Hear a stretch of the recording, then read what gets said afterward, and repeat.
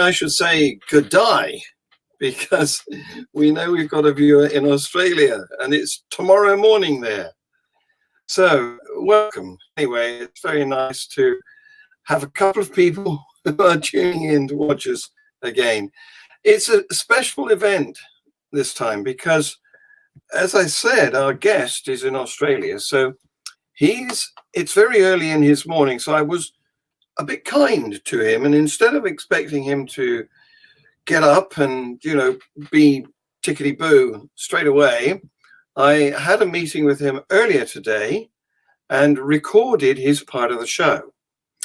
Now, Chris Atlee, our guest, is known as the atheist pastor. People ask me why.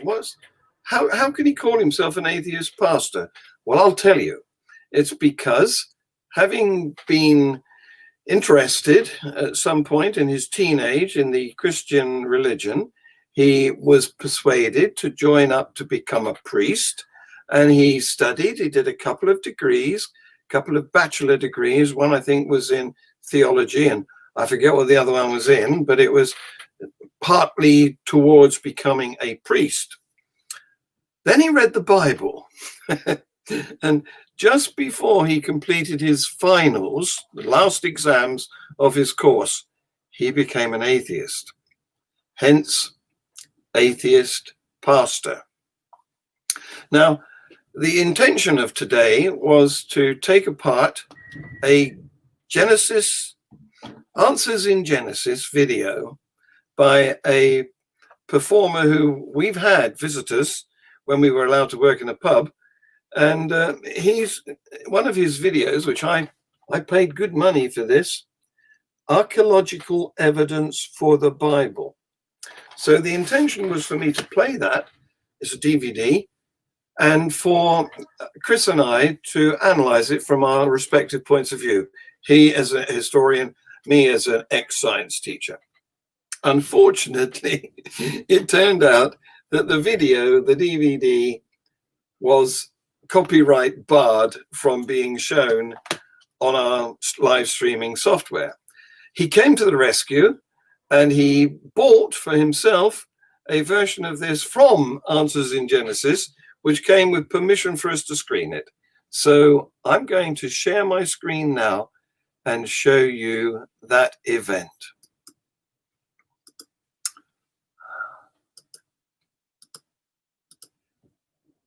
Here we go.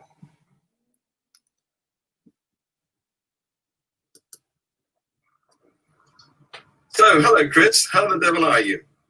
I am absolutely fantastic, John. How about yourself?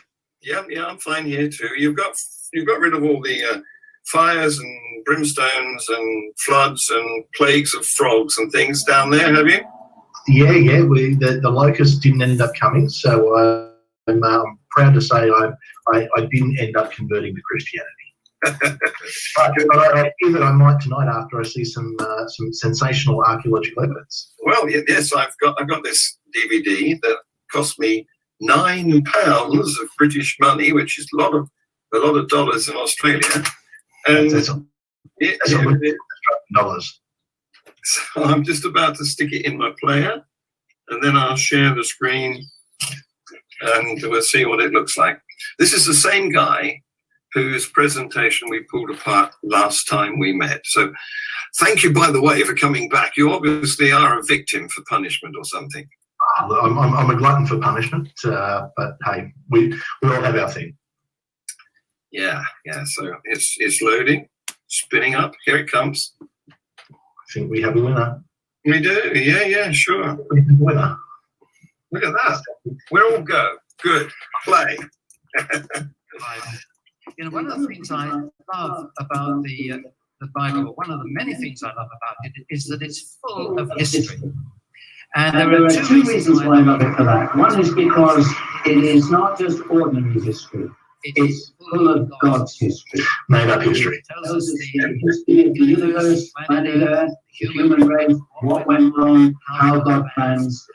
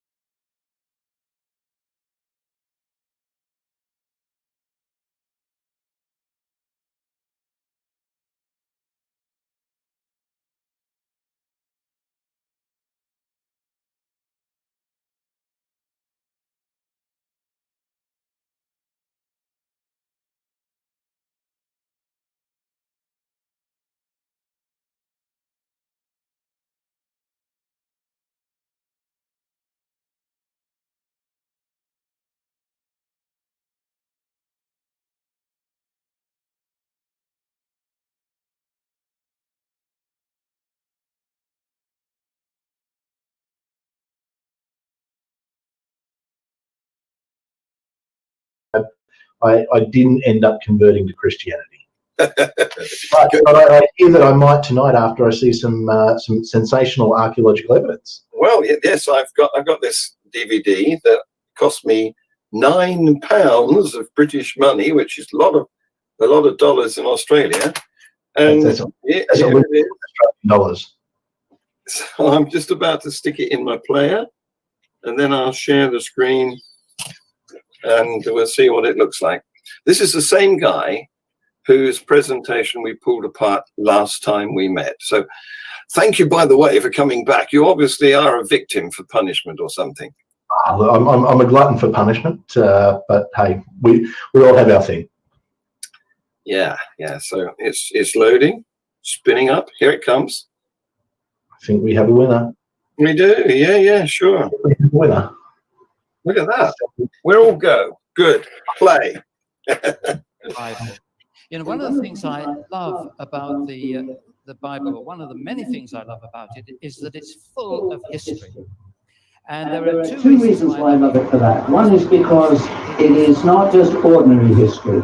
It's full of God's history. Made up history. It tells us the history of the universe, planet Earth, the human race, what went wrong, how God has planned to put it right, and then how he did put it right.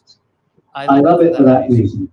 The other reason I love it for being full of history is because there are so many people today who tell you the Bible is nonsense. You can't believe it. You're all familiar with that.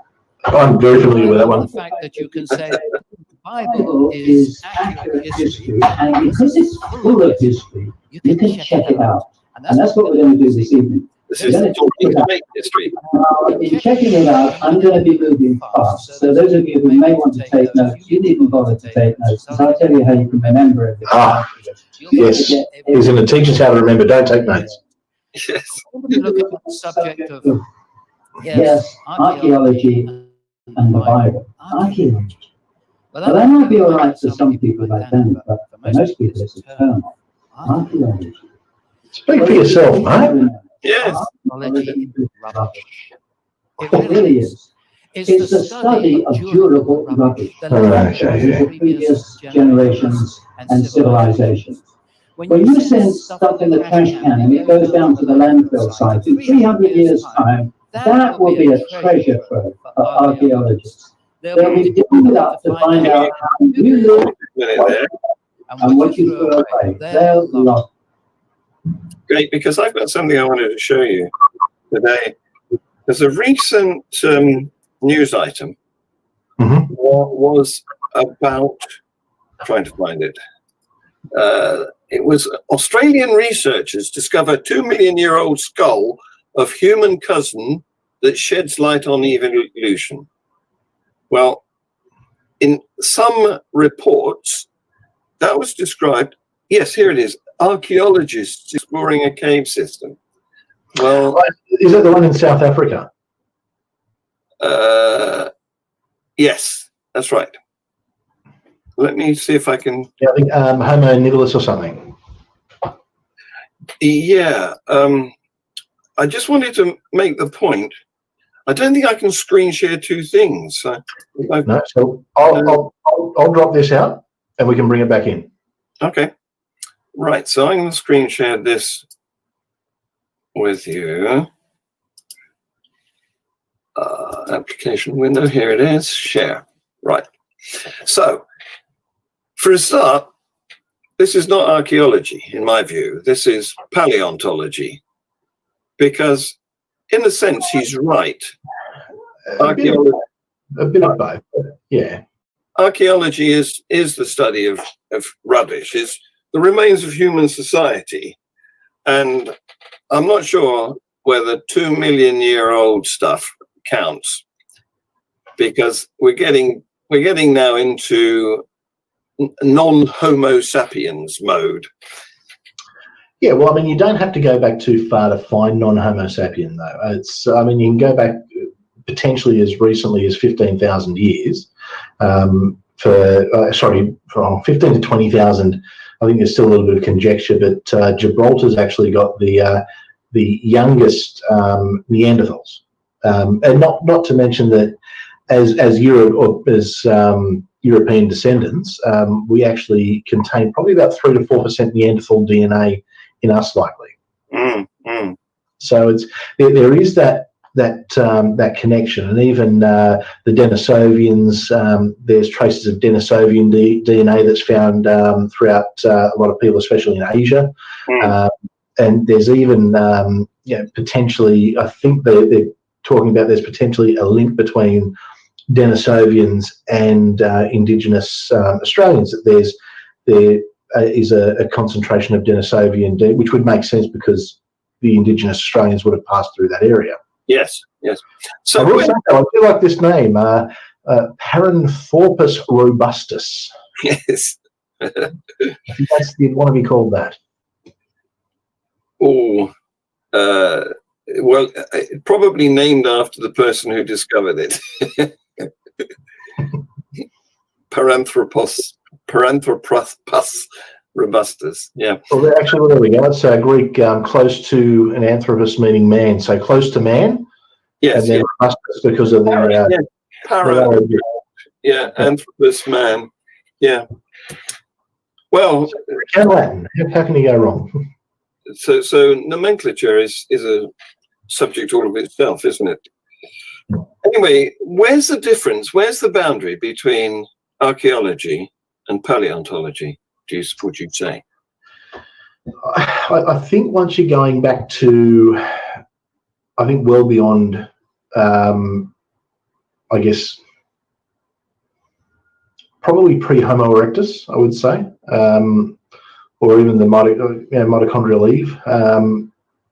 I guess there's multiple arguments for it. I think archaeology and paleontology do go hand in hand in a lot of cases. Obviously, it's the same skill set, just different outcomes. I guess that's probably the best way to put it. Interesting. I think I would apply archaeology to anything within reason that has to do with a human ancestor or a member of the human family.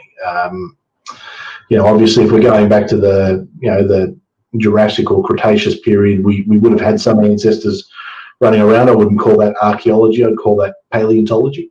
I think certainly at the point where we start to stand up tall and look over the grassy plains of Africa to see when the cheetahs are coming to get us, I'd say that's probably a good starting point. So there isn't a division then, is there? Because there's only a continuum of evolution from common ancestors through common ancestors up to...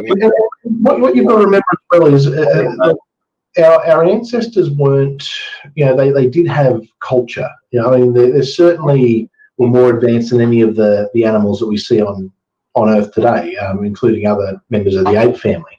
But even apes, there's in Africa, there's argument or conjecture that chimpanzees actually might be starting to farm and starting to take that next step. Or even something to see. Or even starting to worship. Did you read the article about the holy tree that the chimps gather around and leave stones at the base of? Mm-hmm. So there is that cultural aspect as well. So you'll find things like cave paintings and markings and even signs of society, albeit extremely primitive ones. So I think that does put it into the archaeological subset. Yeah. Okay. So this is something that people like Brian Edwards have a problem with, because he thinks that there was a first man and a first woman. Well, I guess there was at some point. It's just when did that happen? When did that gradual evolution happen? I mean, it's a case of how much grey counts as black. Exactly. So eventually it. Yeah. So should we get back to him then? I can't think of anything I'd rather do than watch old Brian Edwards here. Here we go. It's a good reason for chucking it in the landfill side. Archaeology in the Bible. Professor, Donald Wiseman, who was, until he died a few years ago, was one of the finest archaeologists in the world. He was a worldwide Assyriologist. He said to me once, archaeology correctly understood always confirms the accuracy of the Bible. No, well, At some of those, I don't like correctly understood.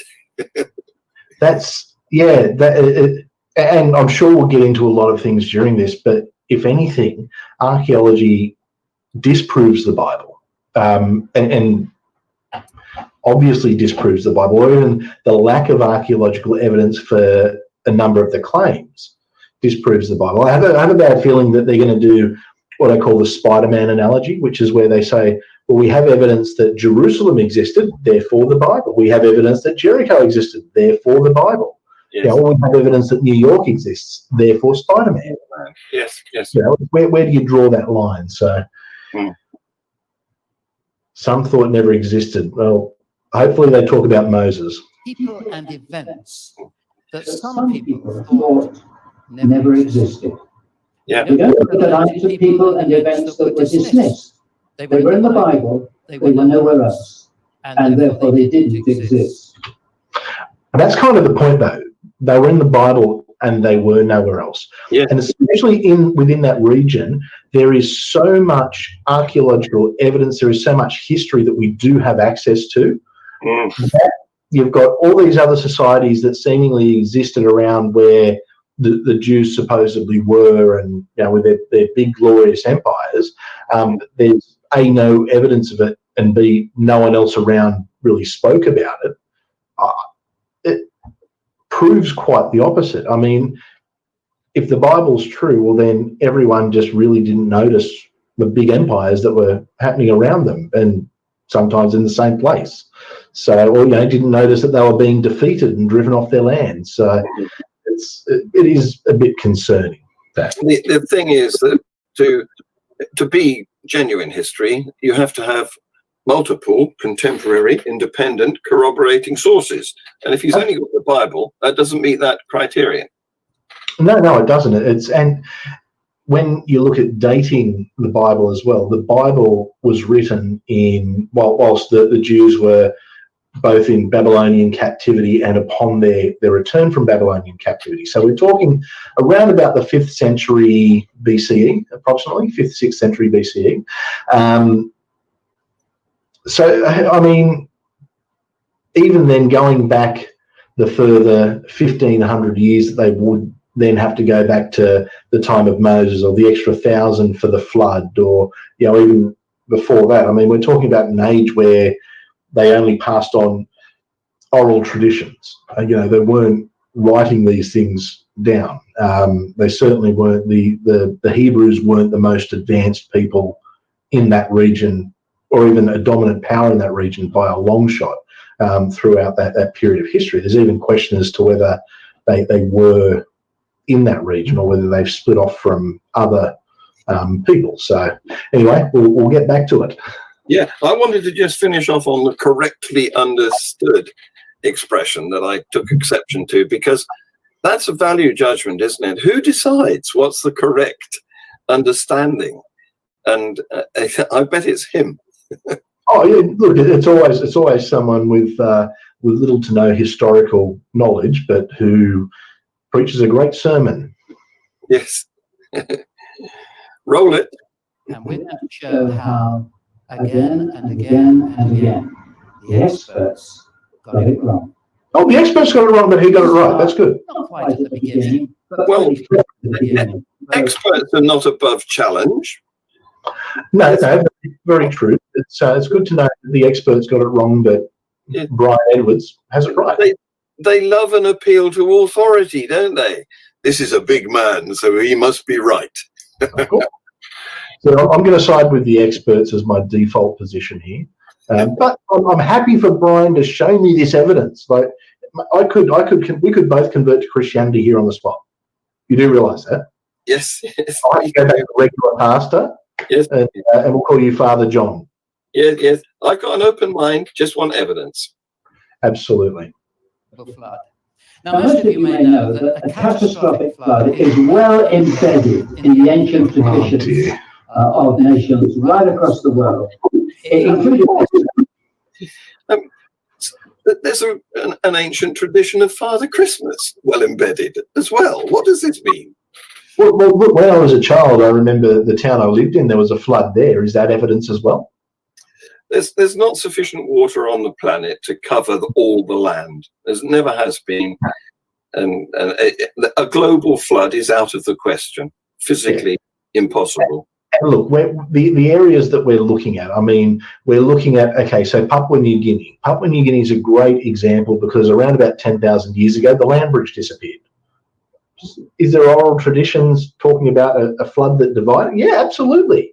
Because we have the evidence that happened. There was a land bridge that connected New Guinea to Australia. Well, I mean, it's still there. It's just, you know, the sea level is around about 150 metres higher now than it was previously. You know, Hawaii, I mean, Hawaii is an island. I mean, you know, it's surrounded by water, you know, North America. But what I love is where they say there's all these flood legends. There's all, you know, the flood legends from here, flood legends from there, but they never actually provide the evidence. They never say, here's the flood legend from Alaska.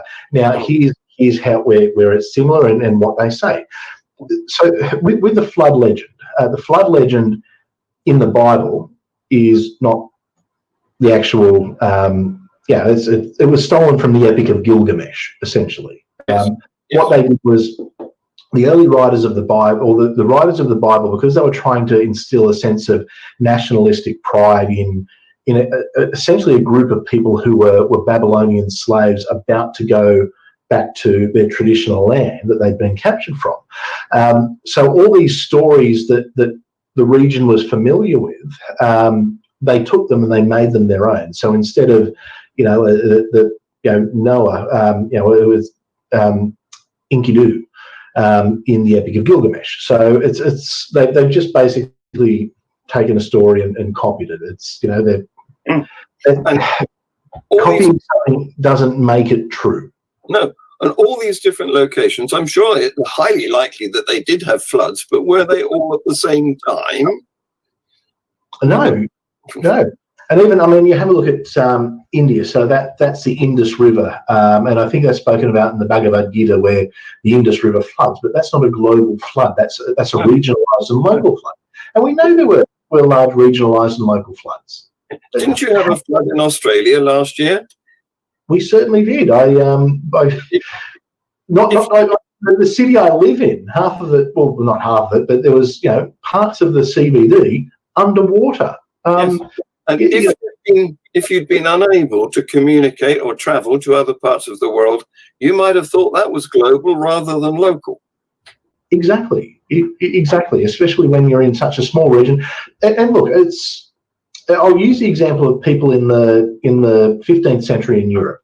Most people who lived in the 15th century in Europe never travelled any more than 20 miles from their hometown throughout their entire life. In fact, you could go across the river to the next village, essentially, and find they had a different language, different culture, completely different traditions. We only started becoming more centralised with, I guess, the advent of cities and large gathering places.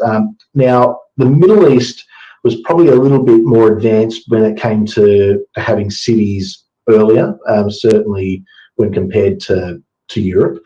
But still, it doesn't... The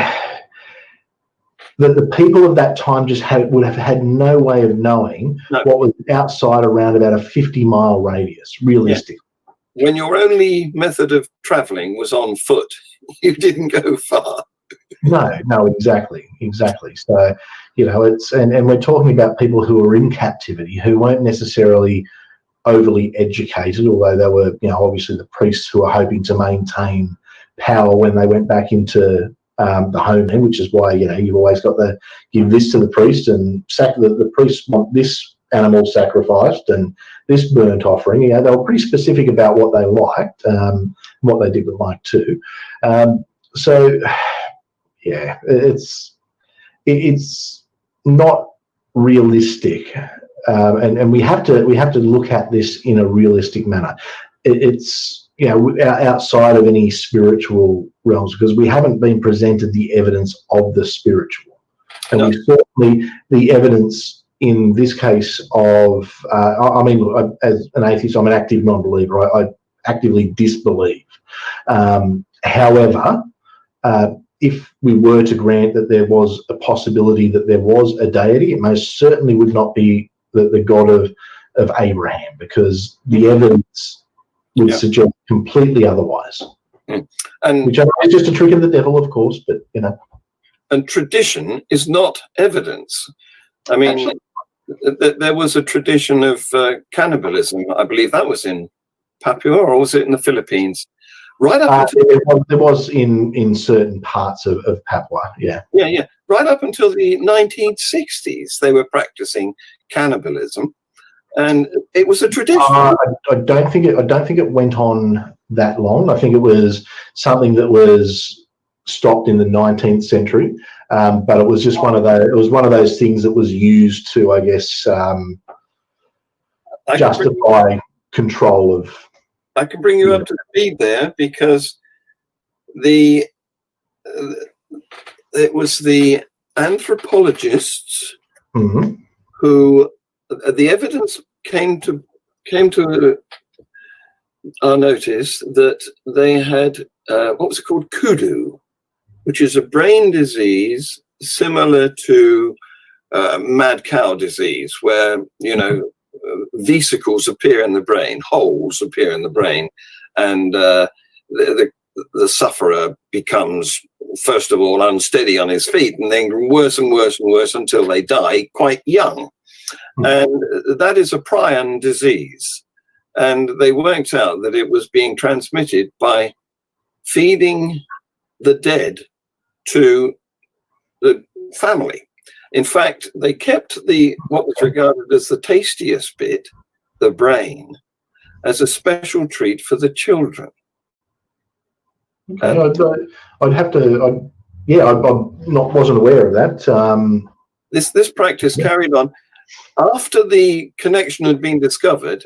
It took another 20 years for them to realize and drop the actual tradition. Anyway, traditions are not evidence. No, they're not. That. Definitely not. All right, back to Brian. Like Alaska, China, Egypt, Guyana, Hawaii, India, Iran, Mexico, North America, Papua New Guinea, Peru, and Russia. In fact, with the exception of Antarctica, and you might work out why, every continent has flood ideas, traditions. Now, some of them are quite wacky, riding out the flower on the back of the turtle and things like that. But they are all recognizing, or in a boat with two of every kind. A long, long way away from the water. But we're going to go back to the ancient Near East and look at some that are closest in resemblance to the biblical record. I just want to say, he said, some that are far away from the water, but I'm pretty sure every single one he brought up then has a coastline. I guess Iran doesn't have a huge coastline, but certainly Persia was in the same area, same region. So similar stories.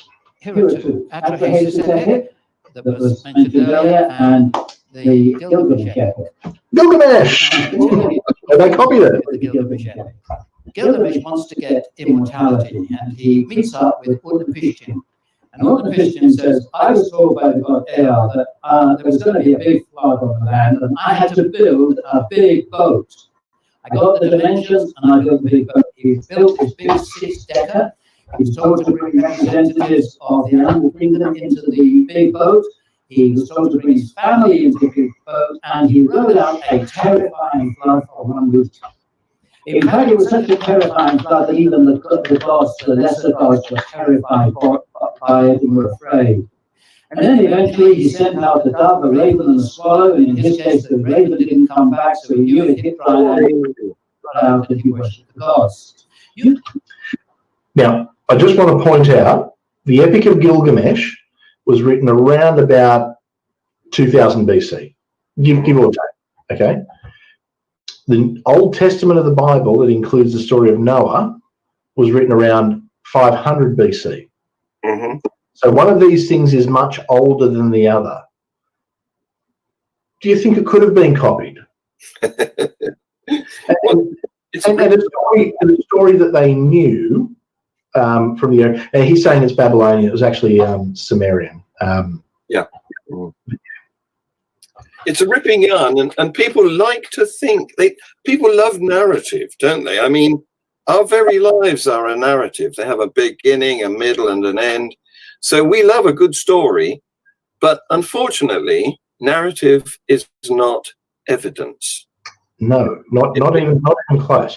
And it's also interesting to note that the Babylonians, this was actually, or the Epic of Gilgamesh was actually something that integrated into their culture. Now, do we remember where the Jews who wrote the Old Testament were being held captive? Could it have been Babylon? What a coincidence. What a coincidence. Today's Iraq. Yes. You can see immediately some similarities. Now that is encouraging, not discouraging, because it means that here is a legend of the flood, and where does it come from? It comes from the more sane version that you find in the biblical record. The more sane. There's a little quirk here, we're just passing on to you. Because in this case, we're told that the demigods that have been created to do all the work for Enlil, the main god, they down tools and went on strike. So they had to create the human race in order to do the work that the demigods refused to do. The trouble is, the human race made such a din on earth that it gave the gods a headache. And so they did have to bring a flood to wipe out the whole of the earth. That was the origin of the flood, the headache on the gods. Now, all of this is encouraging because it does at least cover that right close to the biblical origin of the flood, right there in the Mesopotamian area, where we have the record of a global flood right over the whole planet. We do not have that record. The people were picking up the story as generation went on after generation, and it spread across the world. So when people tell you there are many stories of the flood, don't be fazed by that. Say, yep, I know that. And in fact, isn't that encouraging? Where do you think the idea comes from? He's easily encouraged. We don't forget, of course, that Jesus and the prophet Isaiah and the apostle Peter all believed in a global flood that was a fact of history. Oh, well, if they believed, I mean... Well, belief is not evidence either. No. The only reference we have of Abraham is in the Bible. So he didn't exist.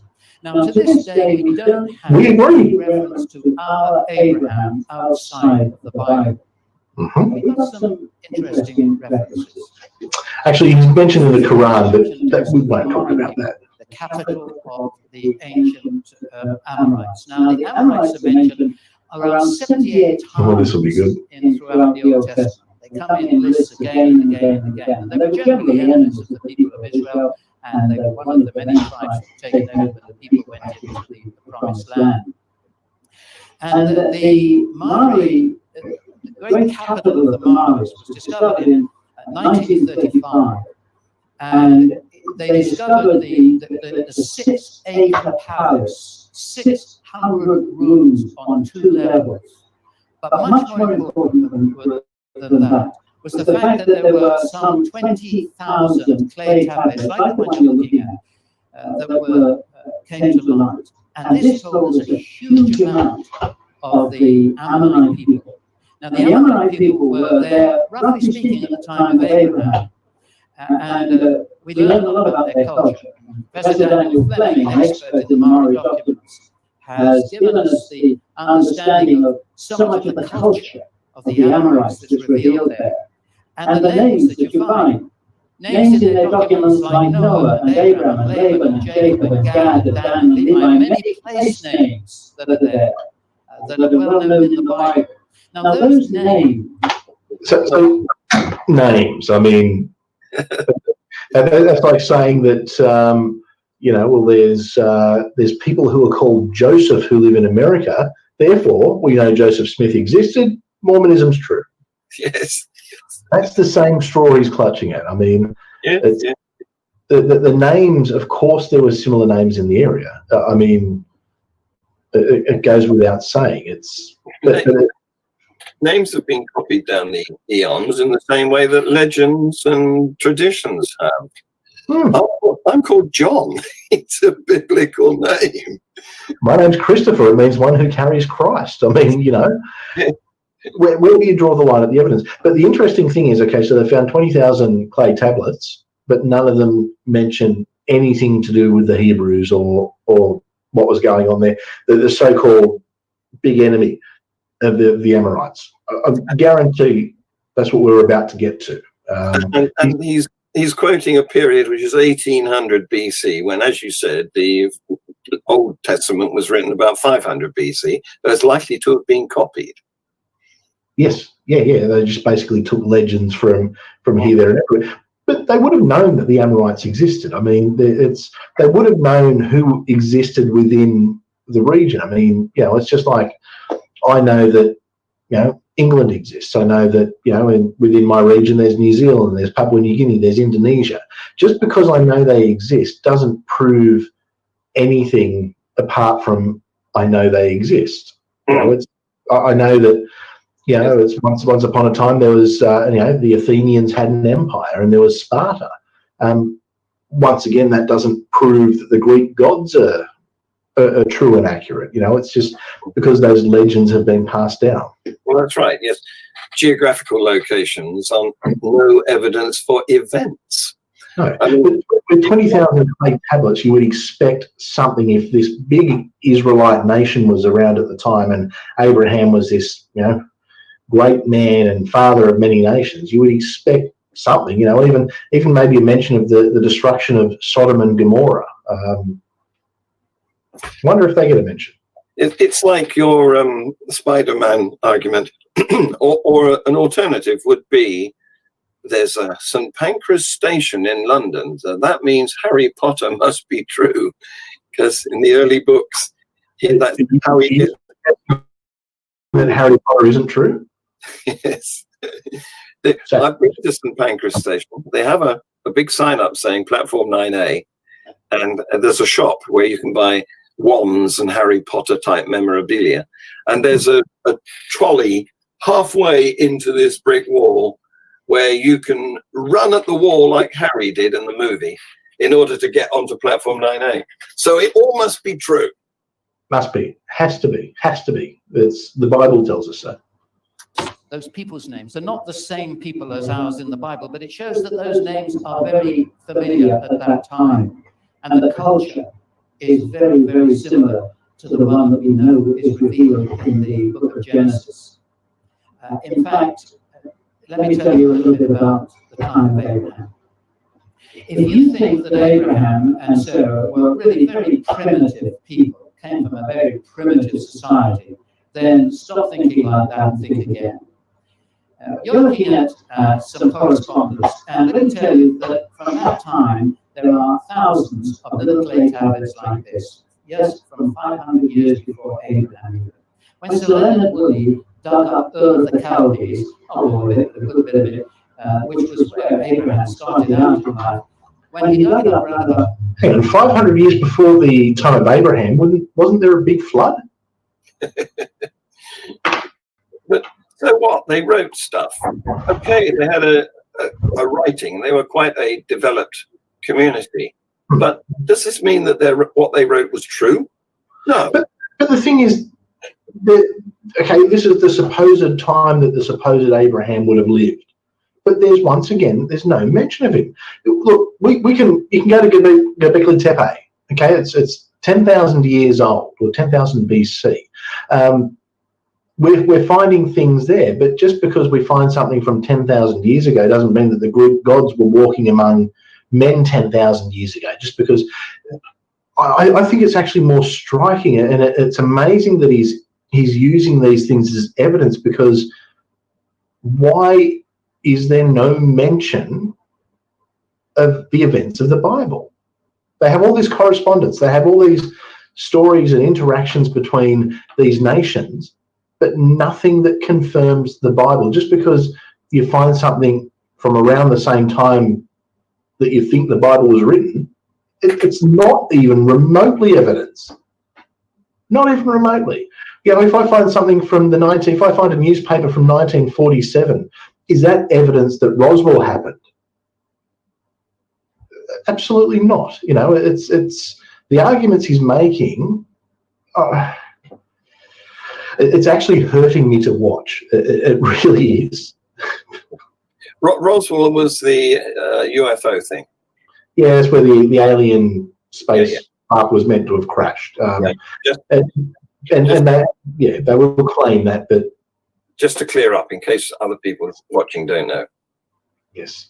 Incidentally, I don't think the alien spacecraft crashed. I just want to get that on the record, even though we can find newspaper articles from 1947.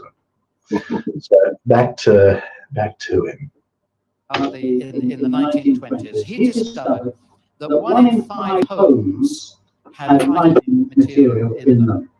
He discovered that Abraham and Sarah could have lived in a 2-story house with a bedroom, reception room, kitchen, and some primitive plumbing as well. And we know now that these people were skilled in mathematics, they were skilled in quadratic equations, they were skilled in geometry and in algebra, and they knew, wait for it, they had a working knowledge of the theorem of Pythagoras 1,500 years before the Greek philosophers were even born. And you're looking at a right here. None of that is mentioned in the Bible. No. On the left-hand side, you want to send a message. There are thousands of these, and there's many, many tens of thousands, I repeat, tens of thousands, in the museums of our world, the British Museum of those as well, they haven't yet been translated. None confirming the Bible. Yet. There are marriage contracts, there are property deals, there are rental things for property. This is the one you're looking at. So what? You know, they were civilized, they got married, they had writings about marriage, and they had shopping lists, you know. Exactly. It means nothing. In fact, the only ones who weren't civilized were the characters of the Bible who were willing to take their children onto an altar to sacrifice to a god. Yes. And took brave women like, you know, Hagar to have children because, you know, heaven forbid a man can't pass on his seed, you know. You know, we're talking, you know, look at Lot, who, you know, after the city is destroyed, you know, his daughters decide to jump on him. I mean, the non-civilized people exist in the Bible and the Bible only. This evidence actually shows that it is almost inconclusive that the two couldn't have existed at the same time. I had a chat yesterday with somebody on Facebook Messenger, and he's proclaiming that because, what is it? Oh, they found some old nails which are purported to be from Jesus's cross. Okay. Well, old nails. I'm sure there are old nails. They were carpenters. They used nails, but what the believers don't understand is you need to provide a connection between common things like this bit of writing on this clay and the actual claims in the Bible that there was a crucifixion, that there was a Jesus character, that he walked on water, was born of a virgin, and then ascended up into heaven after he'd been resurrected. None of that is, they don't realize that there needs to be a connection. Exactly. It's like me saying, this pen here, this pen, I believe, was actually the pen that the Apostle Paul used to write his letters to the Philippians. So therefore, we know that what he wrote was true, because I'm pretty sure this pen was the one he would have used. Yes. I mean, seriously. But the thing is, then use those same arguments, but use those same arguments and replace it with another religion. Yes. And they'll very quickly turn around and say to you, well, no, it doesn't work like that. Of course, it never works like that when they don't want it to. No. In a temple. And you simply write it on a piece of clay, back and front, you flip it over like this when you want to turn the page, with a little square end spatula, like a lollipop stick, you know, you just punch it in, and you get this little dagger kind of writing. You put it inside the envelope, you slap the top over the top of it. Actually, the letter was put in when it was damp in this case, because it's come out in reverse on the back, and then you seal it round, stick a stamp, and you put it in the envelope and it's delivered. Well, maybe. But there are thousands of these, and there are orders for goods. There's trade going on all around the Mesopotamian area, the ancient Near East.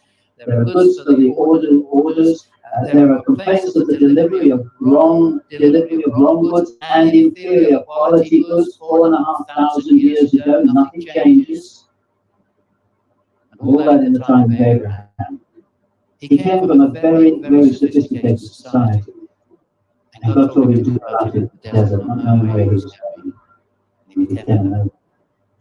Oh, by the way, if you go online and just Google in Abraham's camels, you'll come up with people that still tell you that the Bible is wrong, you see, because Abraham, we are told, had a great herd of cattle, of camels, when he was in Egypt. And we know the camels were not domesticated 2000 BC. Well, really?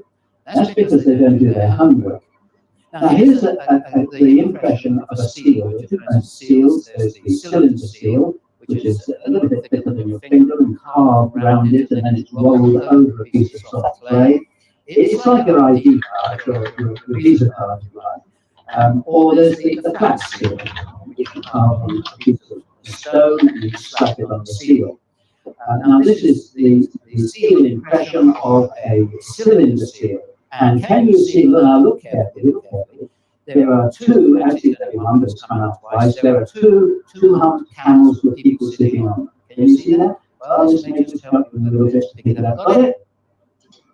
Incidentally, I don't know who's saying that camels weren't domesticated back then, because camels were domesticated around about 3,000. Yes. So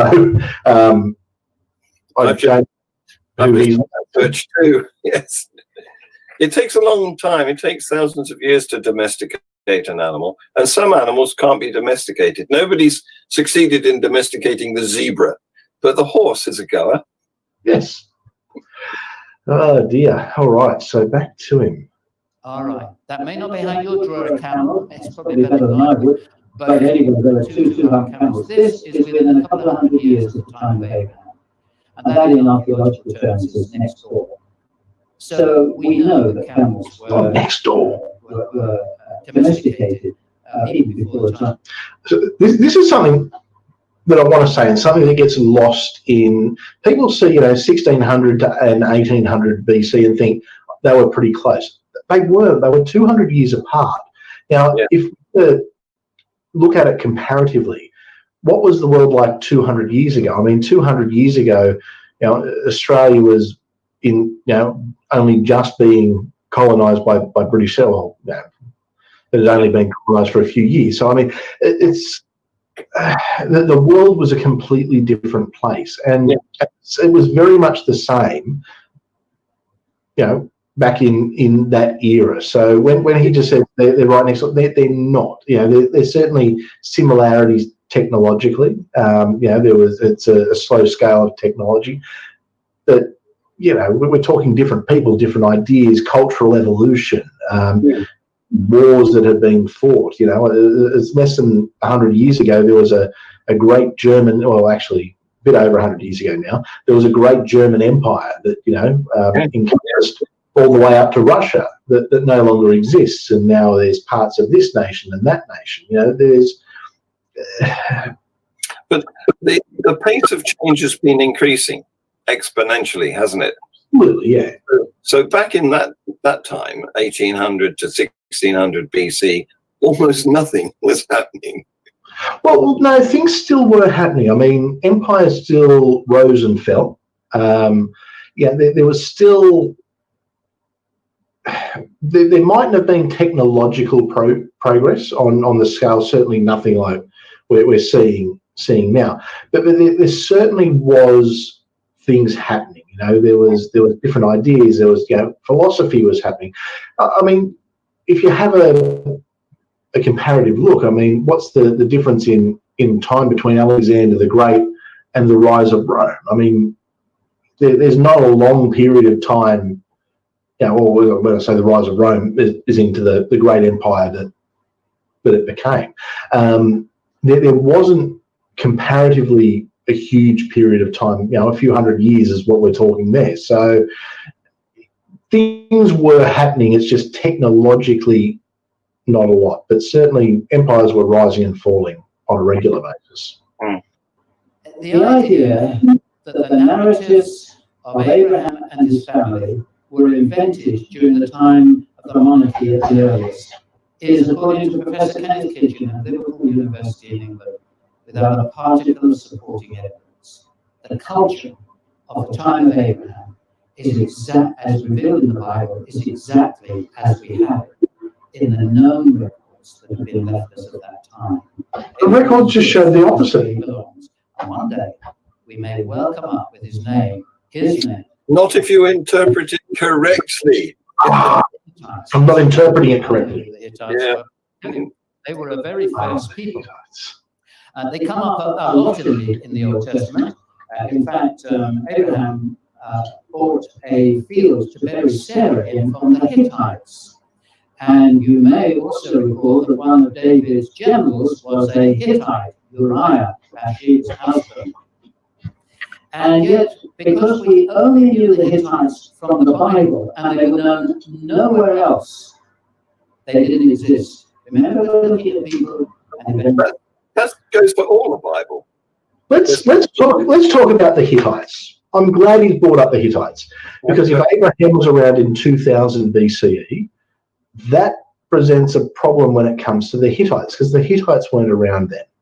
The Hittites were around about 1500 BCE. From about 1500 to about 11 or 1200 BCE. So the Hittites don't actually match up time-wise. So, problem. Big problem. Big problem.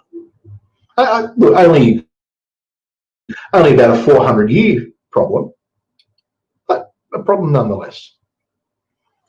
That didn't exist because they were only in the Bible. And then in 1906, in Turkey, modern-day Turkey, Hattusas, the capital of the Hittites, was discovered. It told us a huge amount about the palace. Was covered an area and covered a huge area, and there were many rooms in it. The Hittites are now well known. Some of you may have even seen programs. The BBC ran a program not long ago on the Hittites. They are very well known. Today, nobody doubts the Hittites. And more than that, not only was their ancient capital discovered in Turkey in 1906, but we now know that they fought a very famous battle, one of the most famous battles in the ancient world, the Battle of Kadesh in 1274. And it was against... That's not 2000. That's not 2000. The pharaohs of Egypt. Only 800 up. Yeah, well, I mean, it's what was happening 800 years ago in Europe. It was a terrible battle. They fought themselves to a standstill, and they were going to resume it the next day, and then realised they all run out of steam, and they couldn't. So eventually it left to what is considered to be the first peace treaty, known peace treaty in the world. But of course, in the ancient world, when you fought a battle and you either lost or didn't win, you've got to go back home and make it look as though you really won. So when Ramesses II went back home to Egypt, he made it clear to everybody that he won, and he made this little temple for himself. And if I tell you that each one of the 4 figurines there is 60 feet high, you get an idea of what it's like to have a symbol. And if you go inside there, you're not allowed to take pictures inside, but if you go inside there, the walls are painted beautifully with this Ramesses II treading on all his enemy Hittites, the people that never existed because they were only in the Bible. Everybody believes in the Hittites today. Nobody does. That's the flood. That's Abraham. That's the Hittites. David, a legendary hero, you say? Surely not. Surely, yeah. Critics for many years claim that David never existed. He was a legendary king. And in fact, what happened was simply this. Either in the time... Historians don't claim he never existed. I just want to clarify this. What historians will say is that he most likely did exist, but he was most likely just a regional ruler, certainly not this great king that everyone had to, go and see for his, great poetic and military prowess. There's no evidence of the battles that were mentioned. He was probably a regional ruler at the time, and that's probably it. Like the city-state of Jerusalem. So I just want to, because when they throw these, people said he never existed. No, that's not what's actually said. That's not the historical consensus. Yeah, and the whole world was very much local and regional back then. The jumbo jet hadn't been invented. We've only had a global village recently. Exactly. It's, you can't use modern standards in ancient times. I think that's an important thing to remember. Time of Josiah, or even later, more likely in the time when the Jews were in exile, in the Persian exile, that would be after 539 BC. When they'd been taken into Persian exile, the Jewish scribes sat down and they wrote a history of Israel to bolster their morale while they were in the land of exile. And David was a great heroic king. Exactly. Just as an aside, can you think of a story of David if you were making him out to be a heroic king who wouldn't have included it? You've got it. All right. Anyway, they were dumb enough to put that story in, make that story out. And here's the great heroic king, because you see, there was no evidence of David anywhere outside. You mean the story about how it's the king's right to take whichever woman he pleases? Yeah, of course. Yeah. What possible motivation could the soon-to-be rulers of a new nation have to include that story, I wonder? Let me think and get back to you on that one. Well, that was until as recently, actually, as 1993, when the Tel Dan inscription was discovered. Discovered at a place called Dan in northern Israel, and it's the ruins of, and hence it was Tel Dan, because Tel is the Aramaic word for a ruin mound, like a big rubbish tip, really, trash tip. And Tel Dan produced this inscription. What is it? It's the King Hazael of Syria, who refers to the fact that he killed the king of Israel and the king of the house of David, the dynasty of David. Now, no one doubts that this is 796 BC. It has to be because of King Hazael of Syria, that's his days. Incidentally, I love how carbon dating is a good thing when it comes to biblical evidence, not for the flood. Yes. Well, they have a real problem with carbon dating, because they think that it can be applied to paleontology, and that therefore all of paleontology is wrong because the carbon dates are ridiculous, and therefore the Earth is only 6,000 years old, or some such nonsense. But the point is, the carbon isotope has too short a half-life to be useful in paleontology. It's useful in archaeology, but not in paleontology. Yeah, and I guess to use their line, I guess carbon dating is very effective when interpreted correctly. Yes, correctly understood. Yes. It fits perfectly what we know and where it's found, and so on. No one doubts that. But the very fact that he refers to the dynasty or the house of David is interesting, because it's only 175 years after David, but more to the point, 300 years before the legends of David were supposedly invented. No serious archaeologists today doubt the existence of David, because they say it wasn't quite as powerful as the Bible says he is. Although there's evidence to the contrary of that now. Oh, good. That's the story I'm trying to tell you. Oh, he doesn't have time for the evidence. Damn it. I mean, he's 18 minutes. He's still got half an hour. So you see, Abraham, we got the Hittites, we got David, and this guy's saga, you see, he never lived, because his only reference to him was in one single verse in the Bible, Isaiah chapter 20, verse 1. And Sargon was discovered in 1843 by a French archaeologist, Paul M.L. Porter. And Paul M.L. Porter discovered Sargon's fortress, this great fortress city on the banks of the Euphrates River. And this king is now one of the best-known kings of the ancient world. He never existed, remember, but now he's one of the best-known kings of the ancient world. His palace, his library, with his daughters, was a poetess, and a prophetess as well.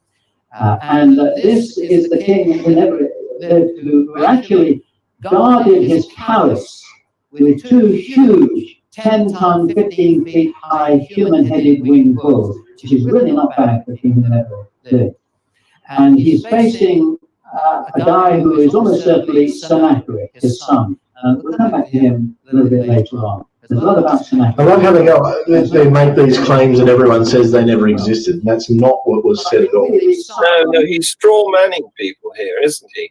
Yeah, it's the claim was never he didn't exist. The claim was, well, we don't have any evidence of this person who was mentioned in one line and one verse in the Bible existing. Yes. Yes. I wonder what exists, especially when, you know. Is he going on to talk about whether Moses existed or not? That will be interesting. Oh, I can only hope so. So, hang on. So, Sargon, what's this? Defeat of Samaria in 722 BC. Oh, this is going to be a problem. This is going to be a problem. So let's just see what he says here, because this is actually going. If he's saying 722 BC, we've got a big problem. Sargon, who defeated Samaria, that's up in the north, Israel.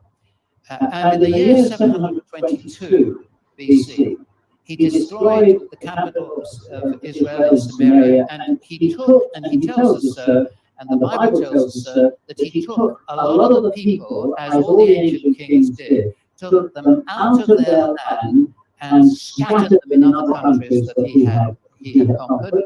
And then he brought people in from the other countries and settled them in Samaria. Now, when they came in, the Bible records quite clearly, the people brought in with them their false gods, and they stirred that into the worship of Yahweh, the true God.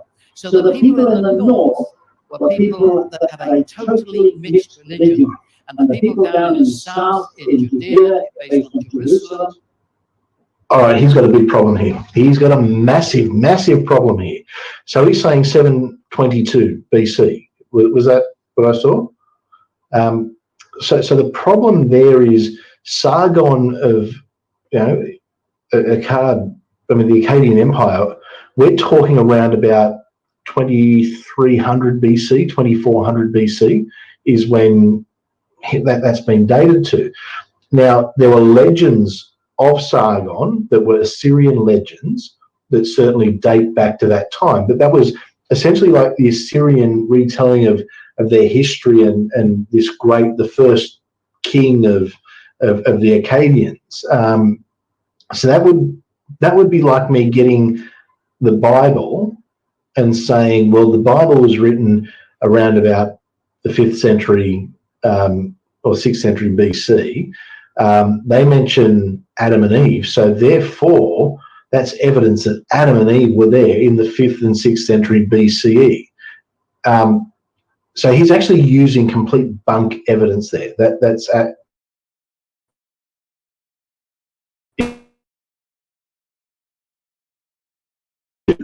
not the actual Sargons. I mean, in this case, we've only got about a 1700-year problem. So compared to recent times, I mean, that'd be like me saying that Constantinople was just founded the other day. It doesn't add up. Who were not defeated by Sargon, they never actually liked the people in the north. The people based on Samaria, the Samaritans, were nasty foreigners to the people down in the south. And that went all the way on until the time of Jesus. So when you read John 4 and verse 9, and you're reminded that the Jews have no different people, Samaritans, I want you all to immediately think Sargon. We know where it started. It was his fault, 722 BC, when he conquered and defeated 2300 BC. So there we have the flood, we have Abraham, we have Hittites, we have David, we have Sargon. What about this king who never existed, Belshazzar? Rembrandt, I don't know why he painted a picture of Belshazzar's feast, because Belshazzar only came in the book of Daniel and nowhere else in known history, so he didn't exist either. Figment of the writer's imagination. Is that all we can say about him? Well, it's even worse than that, you see, because the Bible implies that Belshazzar was the last king of Babylon when the Persians broke in 539 BC, and they broke into Babylon. It was a bloodless entry, actually, because people hated the king. But the problem is, we knew who the king was. How would a painting done by a Dutchman in the 14th century be evidence for anything in the Old Testament? I think the point he's going to try and get to is that this Belshazzar, who's mentioned in the Bible, did actually exist, and there's evidence for that. I would actually say that the Bible can be, in this case, used as evidence, because the Bible, we know, was written around this time. I have no problem with biblical accounts for this period, because even though you do take it with a grain of salt, and we expect that there's certain biases that will be in there that favour towards the Israelites. This is a contemporary. This is almost primary source evidence. Well, fine, but I have a problem. I have a problem with citing a painting. I mean, I think in their defence, they were just using that as an example. They were just for the image. There are paintings of Humpty Dumpty. It was real. Babylon was actually Nabonidus. Here he is, worshipping three of his gods. The last king of Babylon was Nabonidus, and yet the Bible says that the king in Babylon at the time the Persians broke in 539 was Belshazzar. It's got to be wrong, hasn't it? Well, that was until the British consul in Basra, you all know where Basra is, actually discovered the remains of a temple that had been repaired and dedicated to the moon god. His name was Sin, but that's not our word Sin, that's just his name. And he had left 4 time capsules. Here's one of them. They're nowhere near as big as. Just as a side note, the moon god grew up to become Allah. Oh, right, yes. The Arab moon god who eventually became the god of Islam. So just as you're not correctly understanding, I'm afraid. I know I'm not correctly understanding. I need to correctly understand with the help of Ken Ham and his associates. Yes. There's only about that big, actually, little clay barrels. And it was 4 identical time capsules. And on it, he had a prayer for himself, of course. And he added, and Belshazzar, my firstborn, the offspring of my heart. So now, because we found Belshazzar on a lump of clay, we were allowed to believe him in the word of God in the Bible. But wait a moment. Then who's right and who's wrong? I thought we knew that Nabonidus was the last king. He is straw manning this like there's no tomorrow.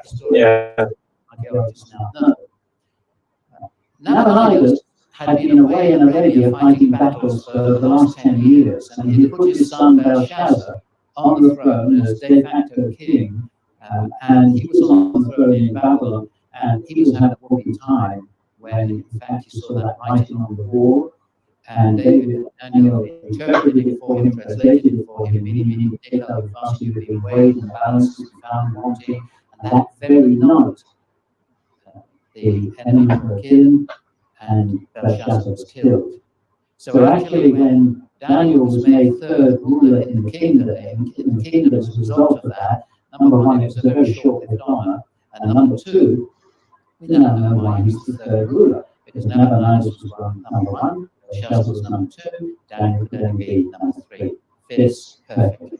Remember what we're doing? We're looking at some people and events that supposedly never existed. We've got Abraham, and we've got the Hittites, we've got Sargon, Simon, we've got David, and we've got Belshazzar. What about this place, Nineveh, the magnificent capital of Syria in times Sennacherib, the king we've just been thinking about? The problem is, when the Babylonians destroyed it, they destroyed it so well that it just disappeared. So, where on earth? Sorry, I had an important call from Fernando's school. No, that's all right, not a problem at all. I was going to say, we're actually at the halfway point of the video. Should we make two-parter? Yeah, I think probably so, because when I've edited this, it will still be about an hour.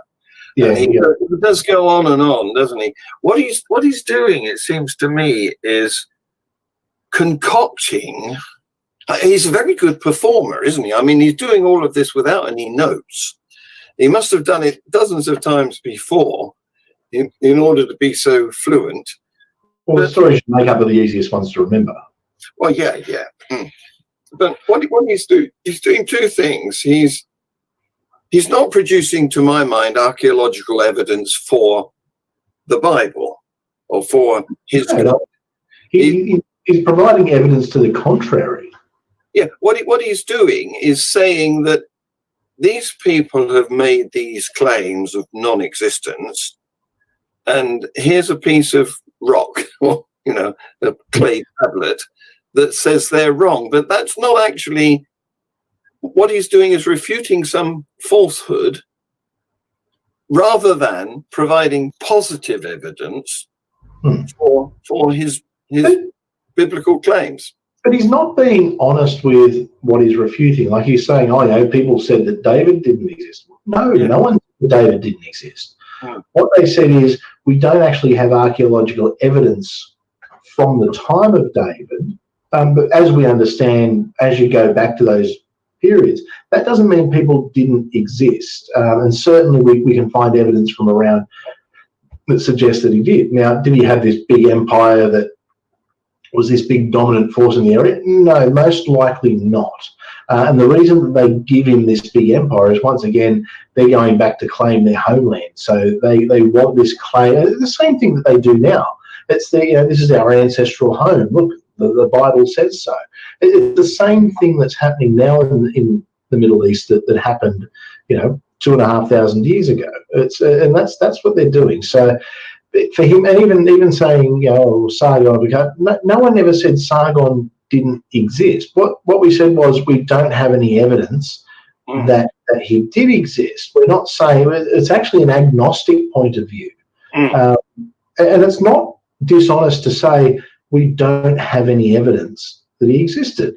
Now, you've got clues to find, but then he's using something from 722 BC as evidence of Sargon. But Sargon, I just looked it up actually.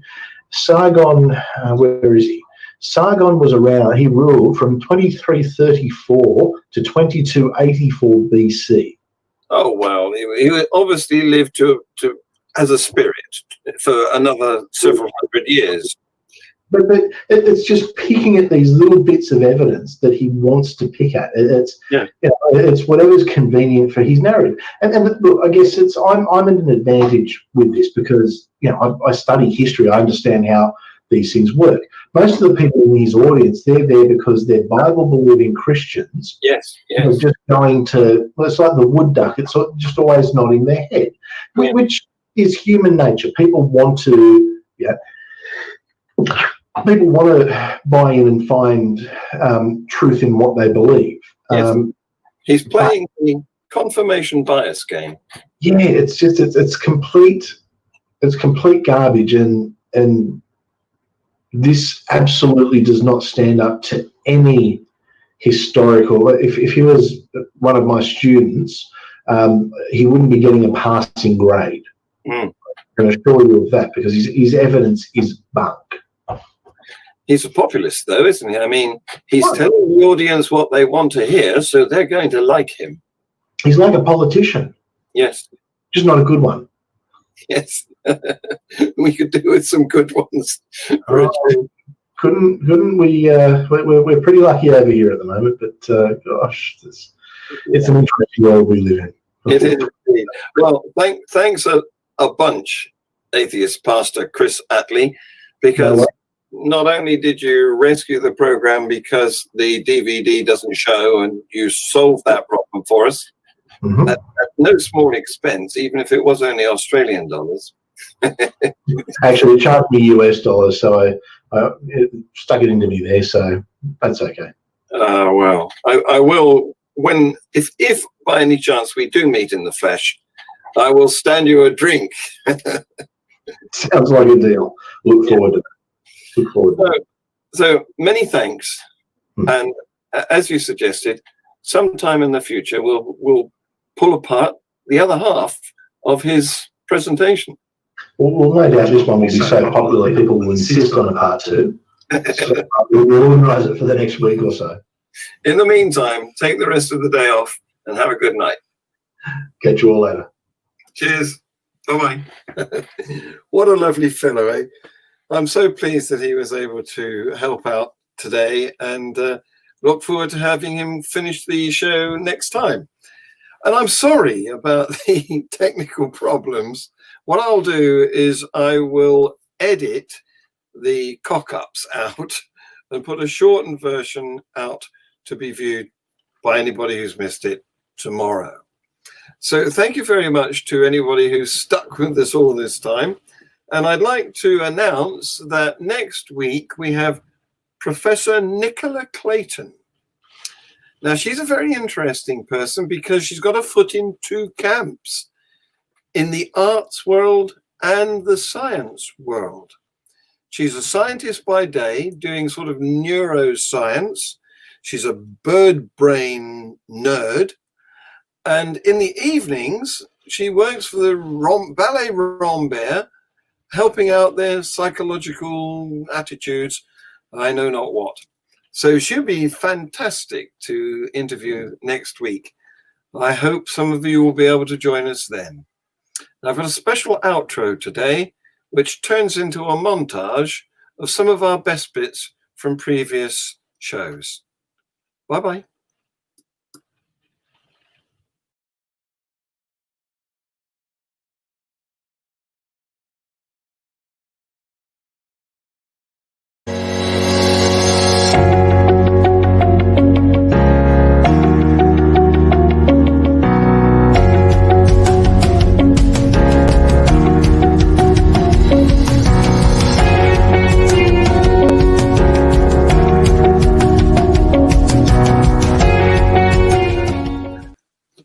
Anthony, welcome.